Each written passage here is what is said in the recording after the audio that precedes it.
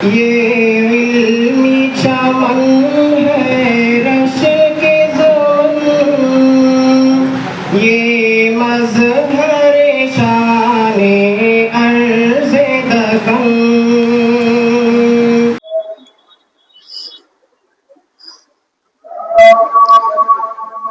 الحمدللہ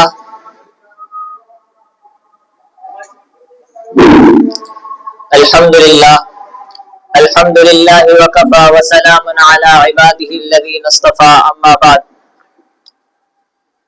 فاعوذ باللہ من الشیطان الرجیم، بسم اللہ الرحمن الرحیم۔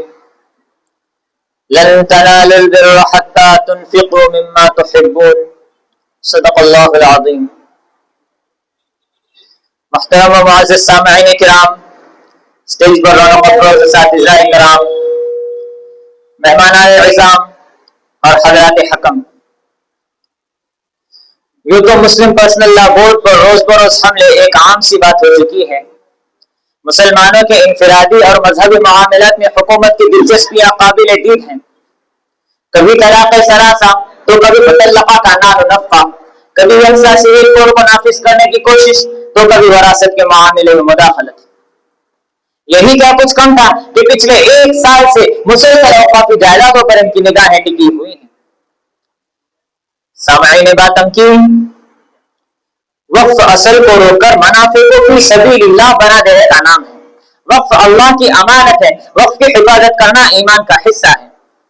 قرآن و حدیث میں وقف کرنے کی بڑی فضیلتیں بتائی گئی ہیں، چنانچہ رب الجلال ارشاد فرماتا ہے لن تنالوا البر حتى تنفقوا مما تحبون، کہ تم ہرگز نیکی تک نہیں پہنچ سکتے یہاں تک کہ تم اپنی محبوب چیز کو خرچ کرو۔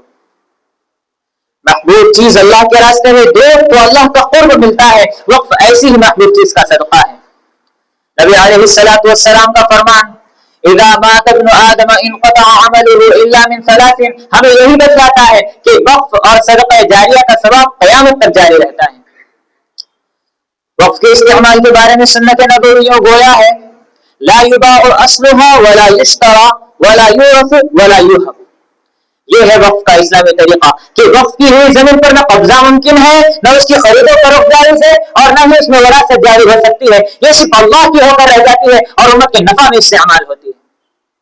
اسلام کہتا ہے شرط الواقفی کنص شرعی، کہ وقف جس مقصد کے لیے ہو اسے اسی مقصد میں استعمال کیا جائے۔ مسجد کا وقف ہے تو مسجد پر لگے، مدرسے کا وقف ہے تو تعلیم پر لگے، قبرستان کا وقف ہے تو تدفین پر لگے۔ متولی اگر حکم خداوندی ان اللہ یامرکم ان تؤدوا الامانات الی اہلها کو پسے پشت ڈال کر خیانت کرے تو یاد رکھیں یہ صرف دنیا کا جرم نہیں بلکہ اس پر آخرت کا سخت مواخذہ بھی ہے۔ ایسے ہی لوگوں کے بارے میں نبی علیہ الصلوۃ والسلام نے ارشاد فرمایا من غش فلیس منا، کہ جو دھوکہ دے وہ ہم میں سے نہیں۔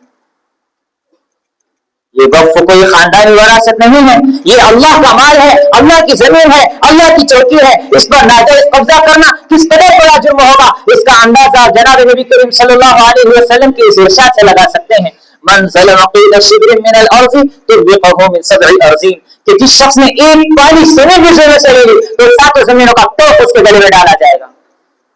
یہ معمولی بات نہیں، یہ اللہ اور اس کے رسول کے خلاف اعلان جنگ ہے۔ حضرات گرامی قدر، آج حالات مزید بد سے بدتر ہوتے چلے جا رہے ہیں، لیکن کبھی آپ نے سوچا ہے کہ ان سب کا ذمہ دار آخر کون ہے؟ یقیناً ہم اور آپ ہی ہیں۔ ہم اپنے ذاتی زمین کا 1 انچ بھی کسی کو دینے کا روادار نہیں ہوتے، لیکن کبھی اپنے اوقات کو بچانے کے بارے میں نہیں سوچتے، کبھی یہ نہیں سوچتے کہ ہمارے بزرگ اپنی تمام جائیدادیں تو اس لیے تو وقف نہیں کر گئے تھے کہ وہ غیروں کے ناجائز تصرف اور خود بُرد کا شکار ہو۔ جی نہیں، انہوں نے اوقاف اس لیے چھوڑے تھے کہ آئندہ نسلوں کا مستقبل بہتر ہو اور انہیں ملت کی فلاح و بہبود میں استعمال کیا جائے۔ لہذا ضرورت ہے اس بات کی کہ حکومت کی جانب سے بنائے گئے جدید نظام کے تحت اوقافی جائیدادوں کا اندراج کرایا جائے۔ کمپیوٹرائز ریکارڈ، امید پورٹل، ڈیجیٹل رجسٹری، نقشہ بندی، ملکیتی کاغذات کی تصدیق آج کی اہم ترین ضرورت ہے، کیونکہ اسلام شفافیت کا حکم دیتا ہے، اس لیے ہر وقت کی رجسٹری لازمی کروائی جائے۔